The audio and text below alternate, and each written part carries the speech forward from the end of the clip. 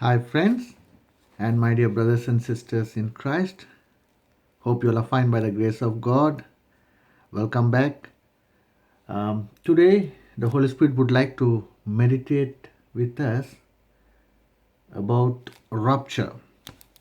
Now, my dear brothers and sisters, we should come to the truth, the realization that we are living in the last days and we should be ready. It is very essential that we should be ready for the rapture, the secret coming of our Lord and Savior, Jesus Christ. So the Holy Spirit has been burdening me to make a video of a series of messages about the rapture, and mainly he is concerned about, are we ready for the rapture? Are you ready for the rapture? That's the question he asked me, and he asked me to share with you all. So please, this is a very important message. Please pray for the Holy Spirit, and he will surely guide you and help you to understand what he is trying to reveal here. So, the first one, are you ready for the rapture? Are we saved or are we slaved? That's what the Holy Spirit is, because these are the last days, and we cannot wait anymore. That's why the questions and the words are quite sharp, and it all because He loves us. So, the first thing what He wants us to know is, see, every one of us are waiting for rapture in the hope that, in the secret coming, we will be taken by God, by Jesus when He comes in the secret coming. And we all hope for that. And of course, we also hope that we will not be in this world for the tribulation. But the very big question is there, are we ready for the rapture? That's what the Holy Spirit wants to help us to confirm with His help whether we are ready. And it's all right if we are not ready. He just wants to bring to light what are the areas that needs kind of a transformation, that needs repentance, so that needs the work of the Holy Spirit in our spiritual life to make sure we will surely be raptured, and all with all our brothers and sisters, and all that we can escape the tribulation. So for that he wants to bring to light some basic truths. First thing is he's telling is, unless you love God more than yourself, you cannot overcome the trials which are going to come shortly. He says, unless we love, God more than ourselves, we cannot overcome the trials which are going to come shortly, God forbid. For this, let's turn our Bibles to Revelation chapter 12, verse 11, please. Revelation chapter 12, verse 11. Let me have some water, please.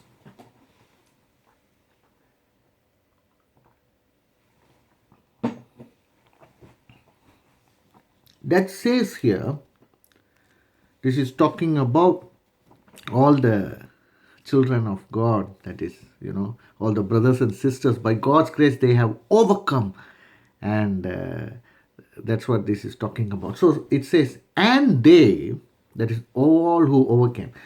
So, and they overcame the devil, here it says him, by the blood of the Lamb, that's the first thing, and by the word of their testimony, to second thing. And it doesn't stop there. And it says, and they loved not their lives unto the death. That's very important, my dear brothers and sisters. So let's go in detail. This is Revelation chapter 12, verse 11. The first one, the Holy Spirit is telling that, those who overcome, right? We have to overcome in order to get into the kingdom of God by God's grace. First thing is the blood of the Lamb. Of course, we are, saved by the sacrifice of Jesus Christ, who gave Himself on the cross. So that's why it says, they overcame the devil by the blood of the Lamb. That is one thing. The other thing is, and by the word of their testimony. So, what we believe, we confess. What we believe, we give testimony. We are called to be this, the salt and light of this world, to be a witness to Jesus Christ. Amen. Right. That He died for our sin and all those things, right? So, the second thing is, they overcame the devil by the word of their testimony. These two are right, they are important. And the third thing, which the devil, systematically has hidden the truth from us, unfortunately, from the churches and from the, the preaching and all that. They did not love their lives unto the death. You see, there are three ways generally how the devil will try to make the children of God fall into sin. One is temptation, the next one is threat. You see, he will try to bring fear and, fear of death and all those things. The threat. Third one is trapping, sudden, unexpected situations, and he may try to make us sin or something like that, like anger or fear and all that. So here it's talking about the threat. Now we are living the last days. Maybe persecutions and tribulation may come. Like already, as we are talking in some of the different countries, it is going on. We cannot deny that. And in the Old Testament, the prophets were killed, and even the early churches were persecuted. Even now, in different countries, our brothers and sisters are being persecuted. So what the Holy Spirit is telling is that we should always be ready for anything and everything. That is, we cannot allow anything or anyone between us and God. That is a trap of the devil. We have to be very, very vigilant, my dear brothers and sisters, in these last days. So that's why they did not love their lives unto the death. That is very important. Please let us, in our personal fellowship, let us fast, humble ourselves, kneel down and pray in our personal fellowship, in our room. There nobody should be there, only us, only you and the Holy Spirit. And then you ask for the grace, the power, the spirit of power. We are not given the spirit of fear to fear anything. We are given by God's grace, given the spirit of power to overcome all the devices of the devil, and even if it were to be threat and all that, not only temptation but also the threat. So that's what about that. Let's go to the next point. Let me have some water, please.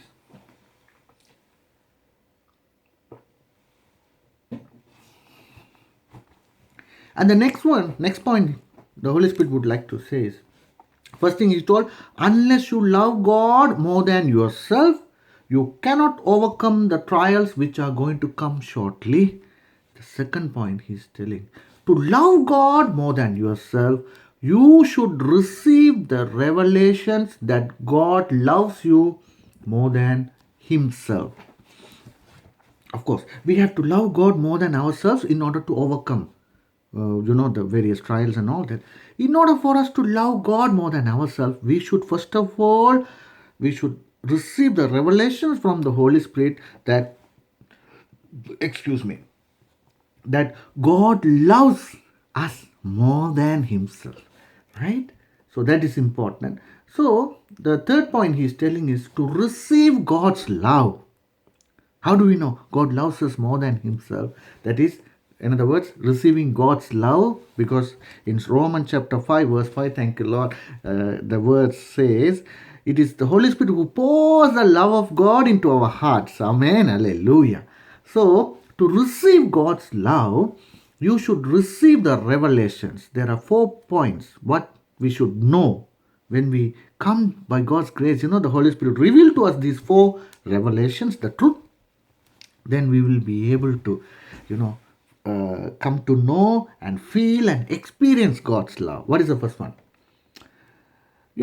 Before we get into that, we should know that, you should know that you are a sinner or was a sinner before you were saved. That's the first thing. We should know who we were. He's coming from the basics, right? Because everything has to come to light now. Everything has to be clear. That's why he's coming from the basics. So first thing is we should, accept. You are a sinner or was a sinner before you were saved. That's the first point. Second one is, you don't deserve anything from God except eternal fire. We don't deserve to receive anything from God except eternal fire. These are the truth, my dear brothers and sisters. Third point, but God, out of his agape love, that is the, unconditional, and because there is no condition, unlimited love of God, the divine love, that's called agape love. So, but God, out of his agape love, has snatched has snatched us, that is you, from the brim of the eternal fire and seated you with him in heavenly places in the spirit, and by faith you will be able to feel that. See, but God, out of his agape love, has snatched you from the brim of the eternal fire and seated you with him in heavenly places. Now here, the Holy Spirit is purposely using the word you. It's not to pinpoint at you. It includes me also. But because he wants this to, this revelation to go personally to all his children, that's why he's using the word you. But of course, it includes me also. Right? Okay. Next point. The fourth point. To save you, God, Jesus, sacrificed himself on the cross in your place. You see, it is we who sinned. It is we who should be punished. It is we who should be, God forbid, should be damned in eternal fire forever and ever, being tormented day and night and all that. There will be weeping and gnashing of teeth and wailing out of extreme pain. But to save us out of love, he took our place on the cross, my dear brothers and sisters. So, when we get these four basic revelations of how much God loves us and all that, then only we will be able to come to the realization, come to the revelation how much God loves us. What are the 4 points? You are a sinner or was a sinner before you were saved. You don't deserve anything from God except eternal fire, but God, out of his agape love, has snatched you from the brim of the eternal fire and seated you with him in heavenly places. We'll see all the verses as we continue. Then the 4th point, to save you, God, Jesus, sacrificed himself on the cross in your place. So when the Holy Spirit helps us to understand the revelation of through these 4 points, we will be able to receive God's love. When we receive these revelations, when we humble ourselves, we get grace. Through grace, we will be able to, receive this revelation. And through this revelation, we will be able to receive God's love. And only when we receive God's love, we will come to know, how much God loves us and all that. Then we will be able to love God more than ourselves.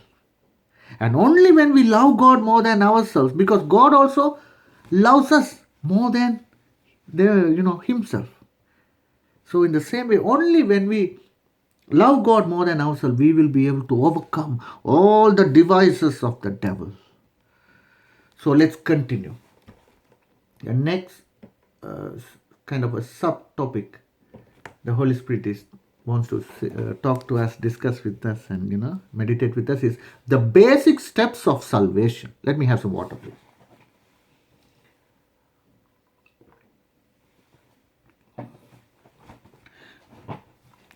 Please don't think why the Holy Spirit is talking about these and all that now, because please don't forget, in Matthew chapter 7, the verse says that there are many who said, oh, we have done this miracle, that that wonder, we cast out devils in your name and all that. But what he will say, what Jesus said, I will say, I do not know you, I never knew you. And also in Matthew chapter 25, to the foolish virgins, the kingdom, the door of the kingdom of God is shut. And how much we knock also, God forbid, it's no use. And he will say, I never knew you. Now why does God, who knows everything, say that I don't know you, I never know you? Because what does that mean? It means we do not have a personal fellowship with God. To have a personal fellowship with God, first of all, we should know how much God loves us, and we should allow the Holy Spirit to reveal all those things, and He will pour the love of God into our hearts. Then we will be able to love God the way He wants us to love. And we will be able to love Him more than ourselves, in the same way He loves us more than Himself. So that's why we shouldn't be fooled by the devil to think that we are saved when, oh God forbid, when we are not saved. Maybe that's why the Holy Spirit wants us to have a have a kind of a self-analysis of our salvation, of our spiritual life, of our relationship, the personal relationship with Him. Let's continue, please. The basic steps of salvation. The first one, the scripture. Please turn your Bibles to John chapter 16, verse 8. John chapter 16, verse 8. So this is talking about the Holy Spirit, and when He comes, He will convict the world, meaning all the humans, of our sin and of righteousness and judgment. Right? Let's go into the verse. John chapter 16, verse 8. And when He is come, that is the Holy Spirit. This is Jesus talking to His disciples and all that. And when He is come, that is the Holy Spirit, He will reprove, meaning convict the world of sin and of righteousness and of judgment. So, first step towards salvation, from my experiences I am telling, by God's grace, first thing the Holy Spirit did to me is to convict that I was, at that time, before I was saved, I am a sinner. Oh, God forbid. Right? First thing is conviction of the sin. Right? So that's why this verse is telling, John 16:8. And when He is come, He will reprove the world of sin and of righteousness and of judgment. That is, out of experience, He came with love. These are all loving warnings. No, it is not, guilt to make us feel guilty or condemn us and all that. Because Jesus said, I came to save the world, not to condemn the world. But second time when He is coming as a judge of this universe, not as the savior. First time He came as a savior, right? So we shouldn't mix things up. We shouldn't allow the devil to confuse us. So before I was, saved, then I was a sinner, of course. I was. And the first thing the Holy Spirit did is to convict me that I am a sinner in the past. By God's grace, not now. And that is, when I say not now, meaning not deliberate sinning and all that. There's a difference between being in sin and falling in sin. You cannot be in sin when you are, after you are saved. And you will be vigilant not to fall in sin also. But unfortunately, when we are, not vigilant or alert, then we may get into the snare of the devil, or the traps of the devil, and then we may fall into sin. But immediately, of course, because the Holy Spirit is there, we go, then He will immediately let us know, oh, you have fallen and all that. Then immediately we will go to the throne of grace and ask for forgiveness, and next time we will be careful with that one. That's how we get purified and grow in the Spirit. Let me have some water, please.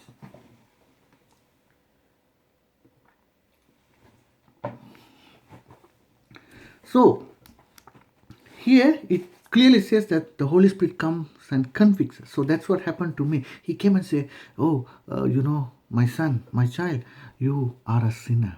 Then by God's grace, I was able to accept, yes, I am a sinner. Then He, these are all in spirit, please, you should believe. He showed the consequence of sin. The wages of sin is death. That means He was telling, oh, you will, if you continue, God forbid, if you continue in your sins, you will end up in eternal fire. There will be, you will be tormented day and night. There will be weeping and gnashing of teeth, and there will be wailing out of extreme pain. He shows that because He has to let us know the truth, not to, threaten someone or scare someone or something, but the truth has to come to light. Then I was like, okay, what am I to do? Let's go to another verse. Romans chapter 3, verse 23. Romans chapter 3, verse 23. It says like this. For, that means because all have sinned and come short of the glory of God. See, all are sinners. That's what the Bible says. The word of God, which is the truth. So, all have sinned and come short of the glory of God. And Romans chapter 6, verse 23. The next verse. Please turn your Bibles to Romans chapter 6, verse 23. we have the good news.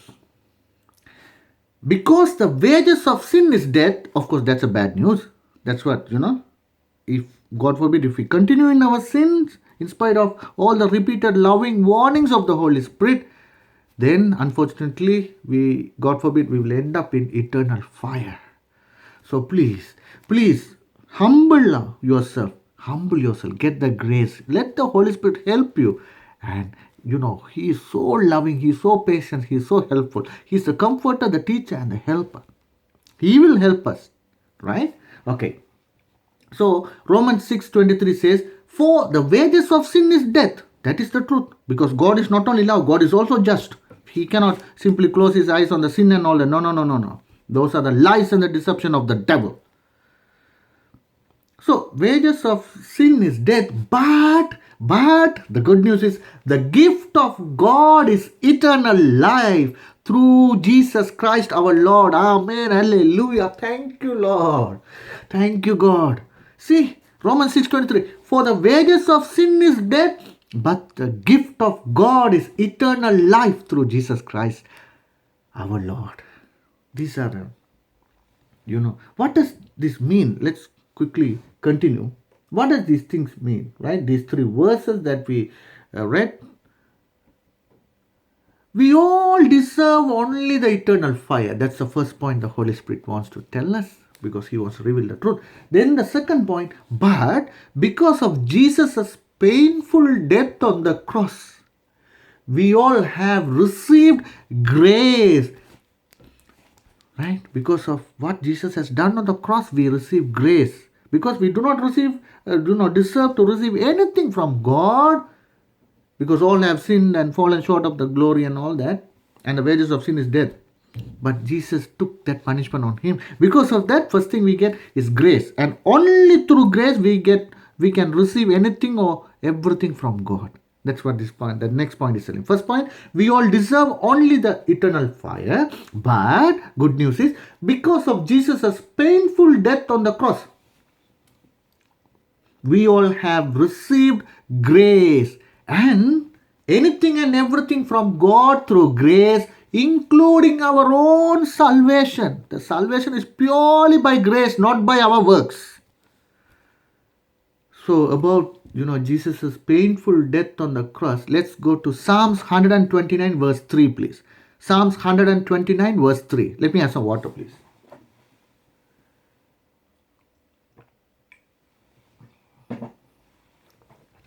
Psalms 129 verse 3, it says, all those, when Jesus was beaten up with those lashes and all that, it has like thorn-like projections that went into the flesh, and when they pulled back, his flesh was, torn. And that's what the word says. It's like, his back was like a plowed land. That's what this is telling. Psalms 129 verse 3. The plowers plowed upon my back. My dear brothers and sisters, we should know what are the painful experiences Jesus went through on the cross so that He can save us. Then only we will know how much God loves us. Then only we will be able to love God more than ourselves. Then only we will be able to overcome all the trials and tribulations, whatever it is, no matter what happens to us. Because the just shall live by faith, and just shall live even if he or she, dies. This death is nothing. Let's continue. Psalms 129 verse 3. Excuse me. The plowers plowed upon my back. They made long their furrows. And about the grace which we received, the next verse. Please turn to John chapter 1 verses 16 and 17. The Gospel of John chapter 1 verses 16 and 17. And of His fullness, that is talking about God and Jesus, and of His fullness have all we received, and grace for grace, grace after grace after grace. Hallelujah. Thank you, Lord. Praise the Lord. And of His fullness have all of us, right? We received grace, and grace for grace. And verse 17 says, Because the law was given by Moses, but grace and truth came by Jesus Christ. Amen. Hallelujah. So the next point, the third point, the Holy Spirit wants to emphasize here is Jesus has snatched us out of the brim of eternal fire and has made us to sit in heavenly places through the priceless divine exchange on the cross. We'll be seeing that shortly, maybe in the next video if the video timing is over. You see, Jesus has snatched us out of the brim of eternal fire and has made us to sit in the heavenly places through the priceless divine exchange on the cross. For this, please let us turn to Isaiah chapter 53 verse 5, please. Isaiah 53 5. Let me have some water, please.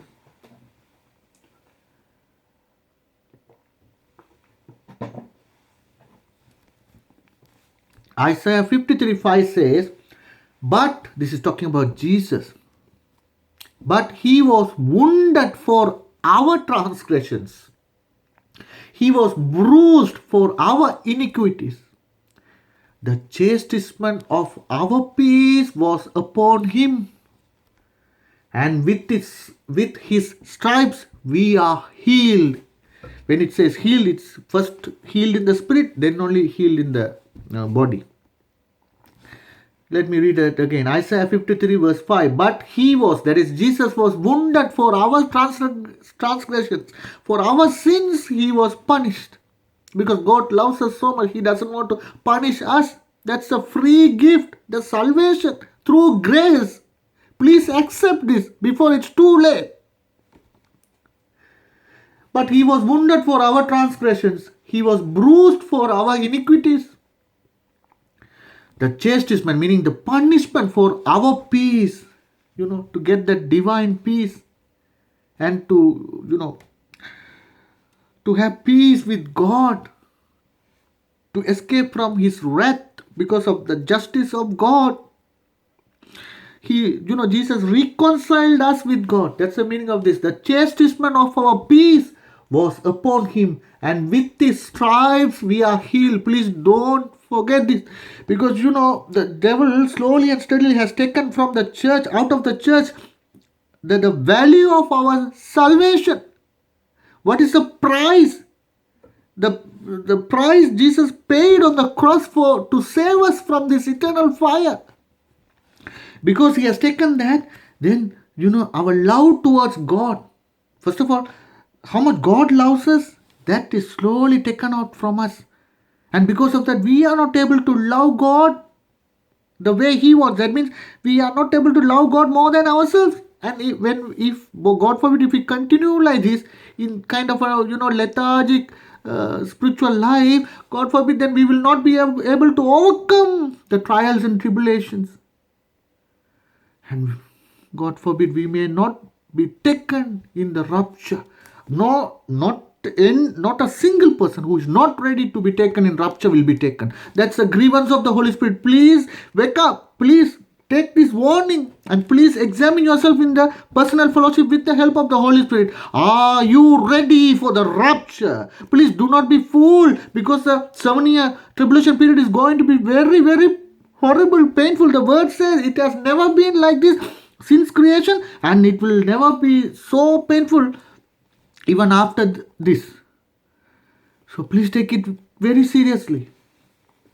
So the next point, the Holy Spirit is telling you, Jesus gave his divine possessions to us and took our sins and curses upon him to save us from eternal damnation. That's the divine exchange, on the cross, the priceless exchange. And the fifth one is Jesus, the Word of God, has been teaching us through the Holy Spirit. First thing he's teaching is humbleness. Because only when we humble, we get grace, and only through grace we will get anything and everything, even our own salvation. That's why the devil is so cunning to put, God forbid, iron pride into us and harden our hearts and all that. Then we cannot get grace. If we cannot get grace, then we cannot get anything.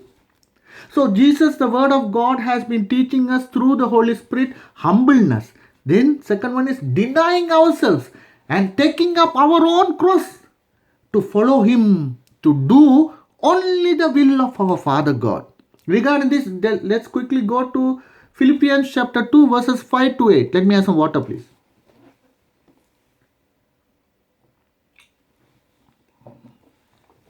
Philippians chapter 2 verses 5 to 8. Let this mind be in you, which was also in Christ Jesus, who, being in the form of God, thought it not robbery to be equal with God, but made himself of no reputation, and took upon him the form of a servant, and was made in the likeness of men. And being found in fashion as a man, he humbled himself and became obedient unto death, even the death of the cross. Let's go slowly. Philippians chapter 2 verse 5 to 8. But if the video timing finishes, we'll continue in the next video. Let's go to this verse now. Philippians chapter 2 verses 5 to 8. Let this mind be in you. We should have the mind of Christ, because in our mind, the word of God, that is called Jesus Christ, the word of God should be there. We should allow the word of God to come and live in our mind. That is our soul. As the Spirit of God lives in our spirit, and in our body the Father God lives in our body. That's how we become the temple of God. So here we should have the mind as Jesus Christ. That's the meaning. Let this mind be in you, which was also in Christ Jesus, who, being in the form of God, that means he was God. Jesus is the soul of God. About the Trinity and all that, it is in the previous videos. Please go to the channel Grace Fresh Foods and watch those videos and be blessed. Who, being in the form of God, thought it not robbery to be equal with God. He did not say, oh, I am God, how can I come down and die on the cross, such a gruesome death, and come down from that godly position. He did not say that. He did not think like that, because he loves us so much. That's why God loves us more than himself. We should know this truth should come into us. These are the last days, please. Who, being in the form of God, thought it not robbery to be equal with God, but made himself of no reputation, and took upon him the form of a servant, and was made in the likeness of men. Jesus, he is the perfect example for us to follow the narrow and difficult path. It may be difficult, but the Holy Spirit will help us. That is, the narrow path only will lead us to life. The broad and easy path will lead us only to eternal fire. Please wake up. And being found in fashion as a man, he humbled himself. Humbleness is a must for us to be taken in rapture. Humbleness. And he humbled himself and became obedient unto death, even the death of cross. Death of cross was so painful, but still because he loves us, he gave himself on the cross. My dear brothers and sisters, God bless you all. We will continue in the next video if the video timing is finishing. Please come to the truth with the help of the Holy Spirit.